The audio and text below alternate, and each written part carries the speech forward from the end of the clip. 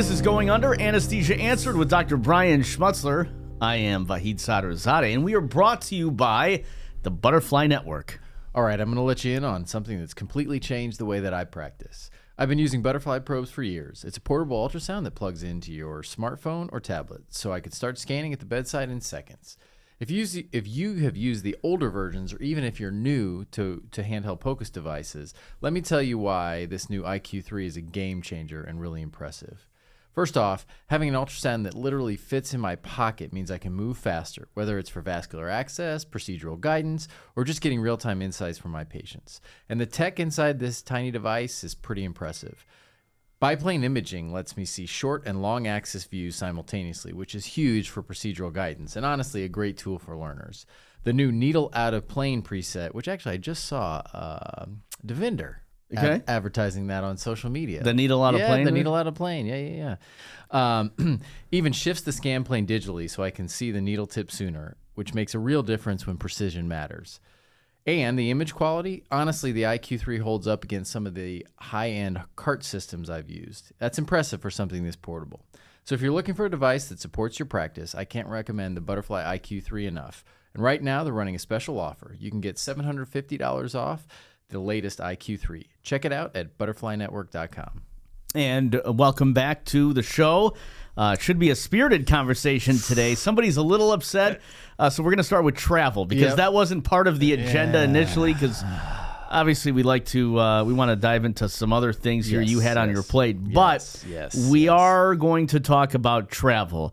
And if you remember this, folks, and I know you remember this, we shot a video sequence on social media last year highlighting the differences between airports. Yes. Top 5 airports. And worst 5 airports. Worst 5 airports. Now, I'm going to put you on the spot. Yes. Before we get started with your soliloquy here. Yes. Diatribe. Your diatribe. More accurate word for it. So, we know the top 5 and your bottom five. What are your top 5? Well, let's go top 3 and bottom 3 lounges. Ooh, that's nice. Okay, so Minneapolis has an awesome lounge, and I think it's in the F gates. You're talking about the Delta Lounge? Yeah, the Delta Lounge in Minneapolis, because you can go like out on the deck. It's brand new. Oh, right, you know right. Yeah. So that's number 1 by far. Okay. I mean, Atlanta and Detroit have fine ones, particularly in the main area. I'm trying to think where else had a nice one. Actually, I was just in Charlotte. The Centurion Lounge in Charlotte's pretty nice. That's pretty nice. Yeah. It's not bad. Yeah, at bottom 3. Centurion Lounge in Minnesota is disappointing. Is it? I haven't been to that one. It's the Delta Lounge is way better than the Centurion Lounge. That Delta Lounge is awesome. I love that Delta Lounge. You're talking about the big one, right? In the main concourse. In the F gates. Oh, in the F gates. No, in the F gates, and you can go out. They've got porches. I see. I haven't been to that one. I've only been to the one right on the main concourse. They're connecting all of them. The F one is beautiful. It's beautiful. Okay, and so bottom 3. Yeah. Well, San Juan. I was just in Puerto Rico. Was that the Global Network one? I don't know what it was called, but it was. They didn't even have food out. They brought you food like saran wrapped, and my kids were like, "I'm not eating any of that stuff." So that was great. They had nothing cold. You had to pour everything over ice, and it was probably the size of our studio. Okay. So that was awesome. BWI was a terrible lounge. And then there was one in, where was I?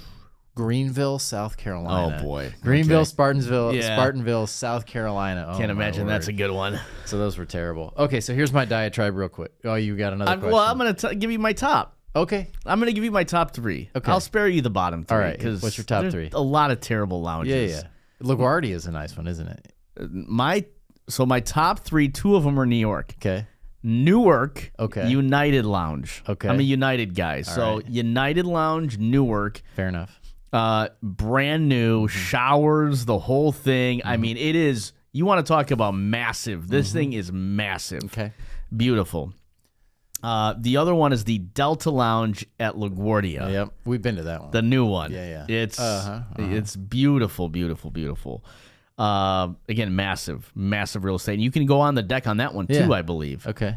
Best all time, you and I visited together actually when the Kentucky Derby was running last year. You and I were in Detroit at the Detroit International Terminal, the American Express. Yes, that one was nice. Very nice. They have a separate bourbon lounge. Yes, they do. In that one.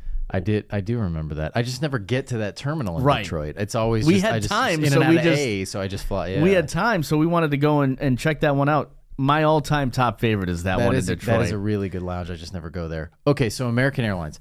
All right, so I'm a Delta guy. Shout out to Delta. Who's the guy on social media that we talked to? Nick Zelich. He works for Delta in Atlanta. In Atlanta, I think, so yeah. right. So anyway, shout out to him. Love Delta. I had to go in and out of Charlotte same day, so I just took the direct flight from South Bend, which is American Airlines. So It's the only one, baby. So usually I love South Bend. I showed up at 5:30 in the morning, and there were 70 people in line, and one of the X-ray machines. So it took 40 minutes in South Bend. In South Bend, took 40 minutes to get through the line. Every single airline in South Bend flies out between 6 and 7 a.m. Correct. South Bend Airport. Why not have two lines open? Well, they usually do. They didn't on Monday morning. Was the other one closed? Closed. They probably didn't have enough employees. Probably not, but that is the dumbest thing I've ever heard. Yeah. That is your busiest time. Every single airline, including the cheap one, or what do they call them? Budget airlines, fly out between 6 and 7 a.m. So that started my trip. Delta gives out these nice little water bottles. Yep. I love them on the flights, Yeah, right? tiny ones. I get a couple, and then I take a couple with me because Yeah. I can keep them in my hotel room. American does not offer that. Nope. I had a very nice flight attendant who actually brought me a one that was like this tall, and let me take that. So that was nice of her. But they don't offer anything except they pour it out. So that's, Snacks? I don't know. I fell asleep.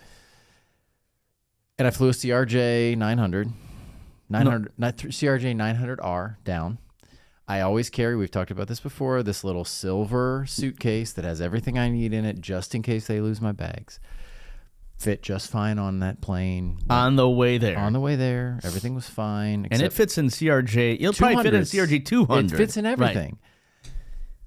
Do my thing in Charlotte, come back, 9 o'clock at night. They make me gate check that bag, claiming FAA regulations. It was the exact same plane. Not the same model, not the same type, the exact same plane. I looked at the numbers. It was the exact same plane, and they wouldn't let me. Was it a different crew? Yes. Wouldn't let me put my bag on. So, I mean, what did they come around and tell you that? Or? As people walked on, they said, we're not doing any roller bags. You have to gate check them. FAA regulations. Ridiculous. So I'm now boycott. I will now take a flight where I have to connect through Atlanta or Detroit just to not have to fly American ever again. So okay. So now we're done with that. Well, I told you on text message. Yeah. My family used to fly American Airlines all the time. Yeah. I mean, my dad owned a travel agency. This was back when tickets were a thing and, right. online stuff. But we used to fly American Airlines all the time. Safe airline, great staff. Not so much anymore. In the last 20 or some odd years, American Airlines to me has become more of a budget airline, even though they're officially not. Yeah. To me, I just won't fly it anymore. Yeah. They're way worse than Delta and United. I mean, I like United. I don't fly United because they kept canceling my flights from South Bend to Chicago, which is a thing. So that's why I don't fly United. But once you get to O'Hare or Dallas or wherever you're going on United, they're great. So the problem I had was I just cancel a lot of flights. I fly everywhere out of United. Yeah. Or I'm Chicago. Yeah. Yeah. I won't mess unless it's a Delta flight. Right, because Delta almost always leaves out of South. Correct. Yeah. Unless it's a Delta flight. And I'll still fly Delta here and there.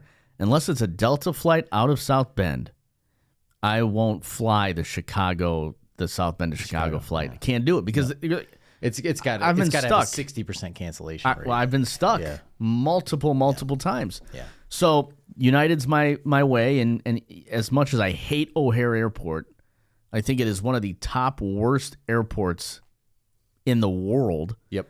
I will fly out of there because it's more convenient to drive Over to O'Hare. Over to O'Hare and check a bag. And it's an old airport and it's very crowded, but it's not a bad airport. it's not a bad airport. They just need to update it. Right. Which they're doing slowly. I mean, it's going to be done by what, 2035? We're not going to be living anymore by the time that thing's done. I won't be traveling anyway. All right, so today I want to talk about a mishmash of topics, and I'm actually going to do like a call to arms here. Okay. That's how passionate I am about this. All right. So my idea on talking today was I saw Doc Myro. You've seen him before, right? He's got a ton of followers, and he's married to a podiatrist who's also an influencer.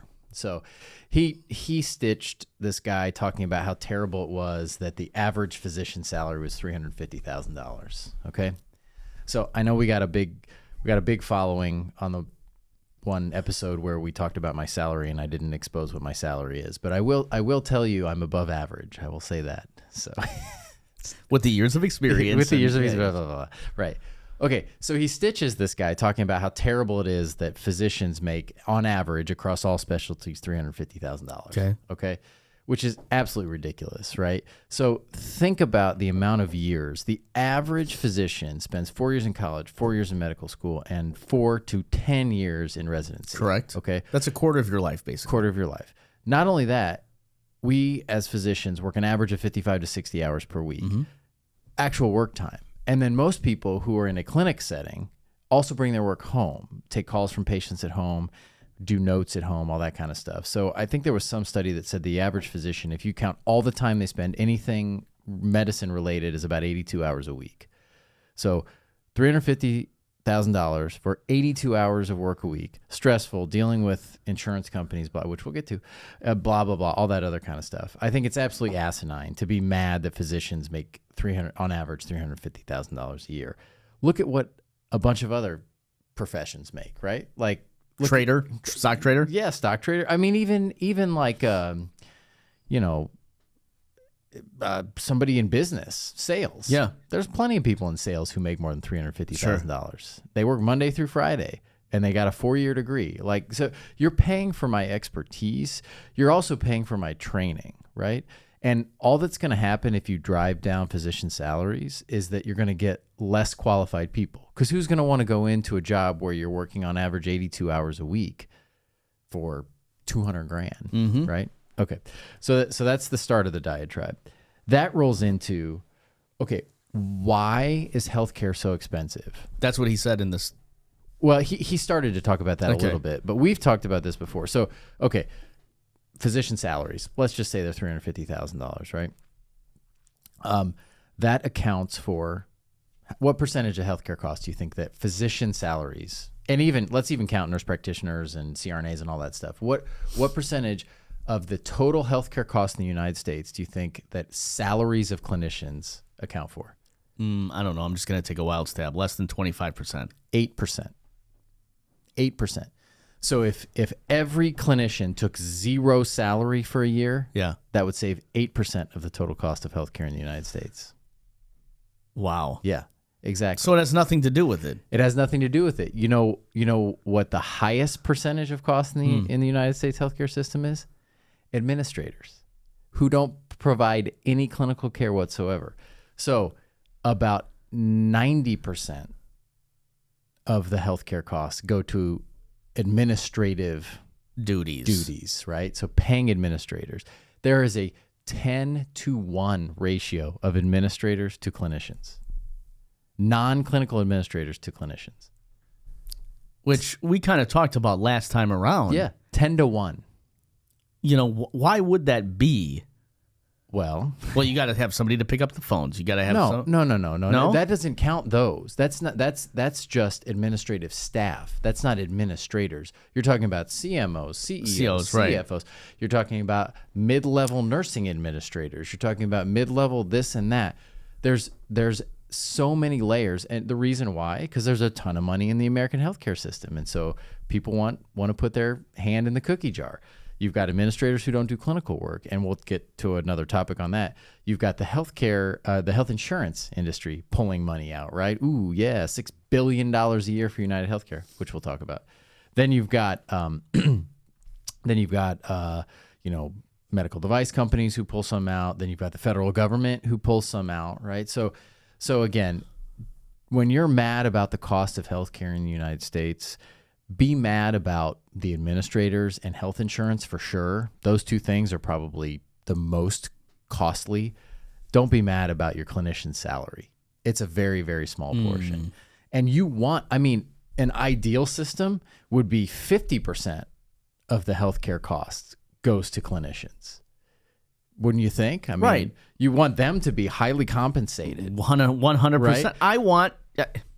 This is the old adage, right? You get what you pay for. Exactly. So if you want low cost medical care, you go to Guatemala, right?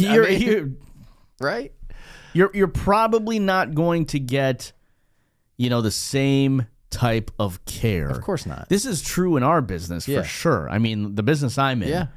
You can, and again, I'm not talking smack about any other photographer, videographer, media company, whatever. Yeah. But you get what you pay for. Of course. And I've been asked a lot of times, hey, why are your prices higher? Because I've got a better job. Because I have, first of all, the amount of knowledge that it takes, right? Just like a doctor. Right, exactly. They come to you and they're like, well, how many years of experience do you have? Look at it. Right. You have Emmys like that. You're paying for that experience. You're paying for the experience. You're paying for the knowledge. Yep. And you have, and I don't think this is sharing anything I shouldn't. You have some of the best technology out there too, right? So that costs money, right? It's not like you're taking your iPhone and being like, all right, great picture, wonderful, right? I mean, we're sitting here with a drone, right? You just watch me take the drone up in 5 minutes underneath 400 feet, though, right? FAA regulations. Yeah, you can add a bag to this too, and they won't say anything. Yeah, a my rollerboard can go on there. But like it costs money to do all that, and the experience is priceless. Yep. If I'm sitting there and I'm having surgery, you want the best. I'll pay whatever it is.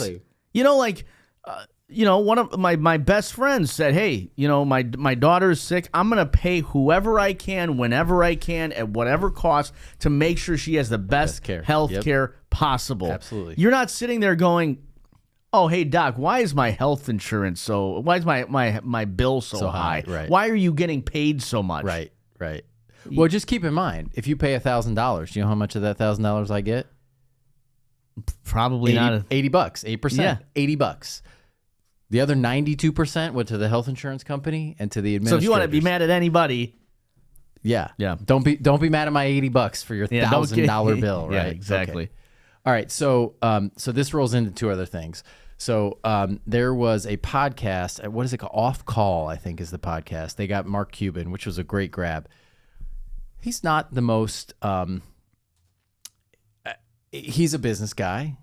He's not the most outspoken guy about a lot of things, but he sat on there and said, "Oh, the health insurance industry is stupid. I don't have health insurance. I'd never have health insurance. It's a ripoff. It's a scam. The whole thing's a scam. There's no reason they should even be in the United States." So, yay for Mark Cuban. We disagree on a lot of things, but I 100% agree with you on that. All right, so let's just go. And he has good what does he have? Not good RX. What does he have? He owns one of those companies. Yeah, he owns one of the offshore. Yeah, I can't remember if it's good RX or not, but yeah.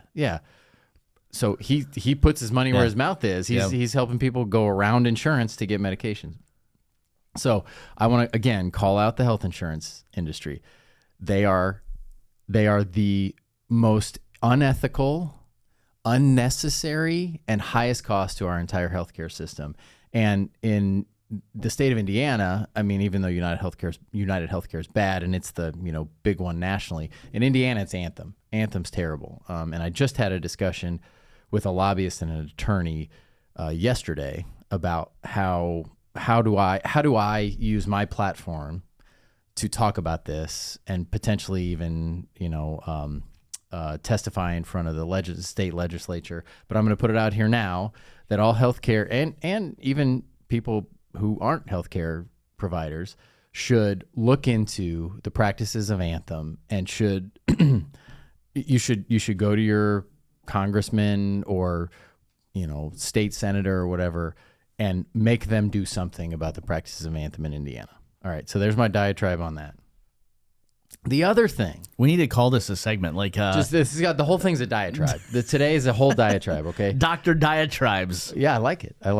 All right, so here's the other thing that really I thought was cool. And again, this is a call to arms. I am asking anybody who listens to this in healthcare, not in healthcare, especially any of our representatives, in the state of Washington and in the state of Connecticut, there are bills in front of their state legislatures that would force healthcare administrators of all kinds to be licensed to be a healthcare administrator because they're not licensed. They can make any decision they want. They could say to me, hey, guess what? You can't intubate anybody at all today. We don't have any endotracheal tubes because we're not going to buy them. We don't think that they're... But he knows nothing about it. Right. We don't or think she, they're whatever. You're right. We don't think they're financially responsible, so you have to do everything with the sedation today. They can do that with no recourse. So I would love it if Indiana, and again, I'm calling, and I'll probably actually go lobby for this if I can find somebody to support me to do it. I'm calling for the state of Indiana to do the same thing.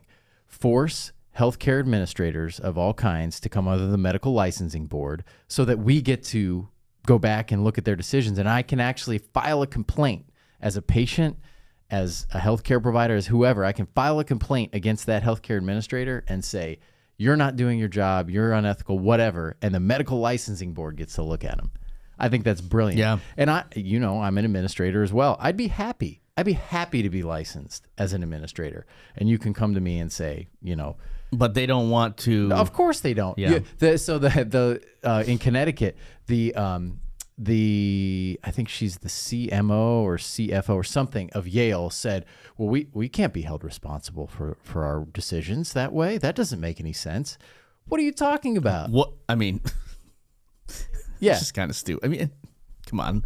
Well, it's the corruption in the healthcare system in general. So you don't want to be held responsible for any of it, right? You want to even be though you're the one making the decisions and signing the Exactly. checks. Exactly. So I'm calling for the state of Indiana to do that as well. Dr. Diatribe. Dr. Diatribe today. So I'm unhappy with American Airlines. So American Airlines, fix the problems. Okay. I agree with you there. Don't be an idiot and say that doctors or clinicians in general make too much money. Okay. We don't. We're not the reason healthcare is expensive. We need to investigate United Healthcare and in Indiana, Anthem, big time. And we need to make sure that there's licensing for all healthcare administrators. I love it. That's my diatribe today. Maybe we should do one of these one a month. Dr. Diatribes. I like Dr. Brian Schmutzler. I could do it probably twice a day. You know what? The next time we travel together, we're gonna bring this thing. Okay. Your bag. Yeah. And ask the FAA. Yeah. Walk into the FAA office. Yes. Excuse me. Can I put this on a plane? Here's my one thing about that. We're gonna circle back to that, and then we can finish the podcast. But it seems to me that everywhere you go, every crew, I don't know what you call the field crew, has a different viewpoint, even though it's supposed to be FAA regulations. If it's FAA regulations, that should be across everything. Across the board. Doesn't matter what airline you're flying with. Doesn't matter if you're flying out of Charlotte, Greensville, Spartansville, Meesville. It doesn't matter. It should be one uniform. That's why the FAA exists. It was the same plane. The exact same tail plane. Number and everything. Yes, same plane. Okay, so, and they also, American Airlines, and then we need to be done because I'll keep going.